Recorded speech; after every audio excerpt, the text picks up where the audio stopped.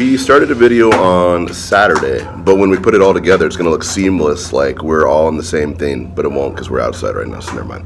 But point being is that we had started a video about top 25 lists and that we're going to do ours. Now, of course, in typical Mel Anthony fashion, it'll be out probably 2 to 3 months later after all the lists are done, but that's just how we roll. So, we're going to talk about like the Cigar Aficionado top 25 list and what we think about it. Now, off the cuff, I'm going to say this. I've been in the industry for a little while, and so is Mel now.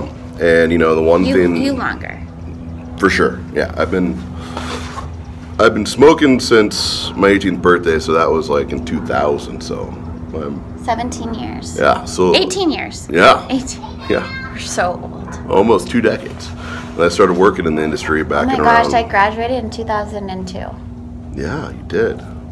So, getting old. Now, the CA list has been around for a long, long time. You know, obviously before even 2000.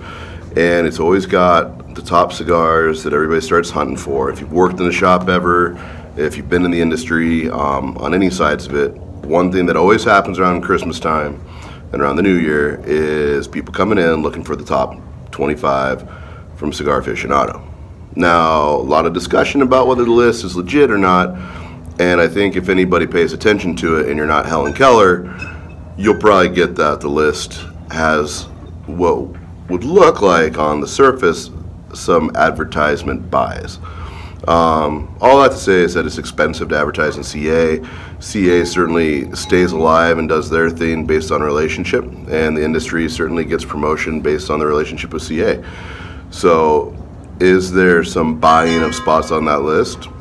Probably. They claim no, but you know, everybody likes to claim that they don't do things, and then, you know, it's like when somebody steps down from a company in the news that we see in the industry all the time. They didn't step down. Either they said, F you guys, I'm out of here, or the company fired their butts. It's just the way we look at stuff. So, like the CA list, they don't buy positions there, but they do. And so there's always some cigars on the list, I think, you know, from our perspective that are legitimately good cigars. Like the Apollo on this year's list from Casa Fernandez, fantastic cigar. Wow, We've been promoting that cigar all year long. And in fact, really, I think we were one of the first in Phoenix to really start carrying that cigar and putting some promotion behind it. And now a lot of the shops in town carry it and do really well with it too. It's a great cigar. Now everyone will get it because of the list. Yeah, and now the list will probably ensure that most everybody who hasn't gets it, which is great for Casa Fernandez. Great for Casa Fernandez. Casa Fernandez is one of those companies that, you know, Mel and I for a long time think do super good things.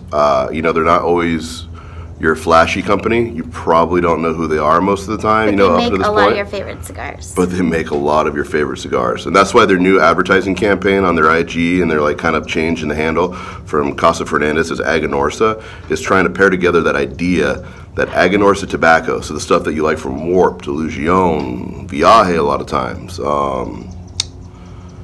Malillo, HVC, they're all coming from out Casa of Fernandez. Casa Fernandez, but Aganorsa.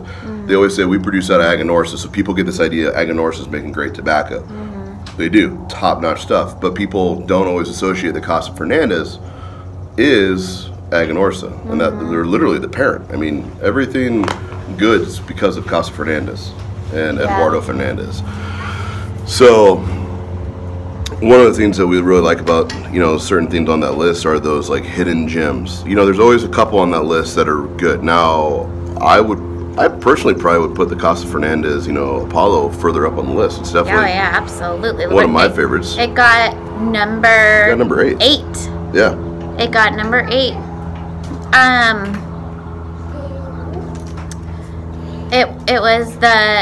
It's the joint effort of Max Fernandez and Cayo Gales. Yep. Number 8. I think it could have done way better.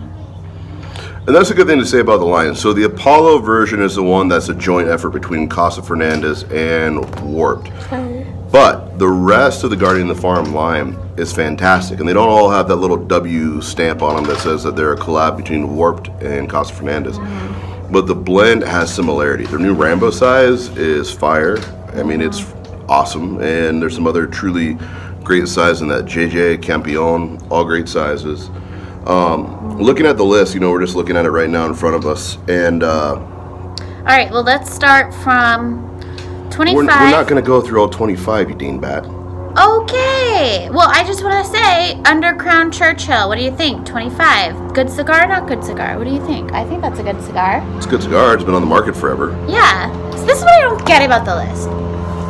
Why do they put cigars that have been on the market forever? Why don't they make a one that's like a list of the 25 new cigars that came out in 2017?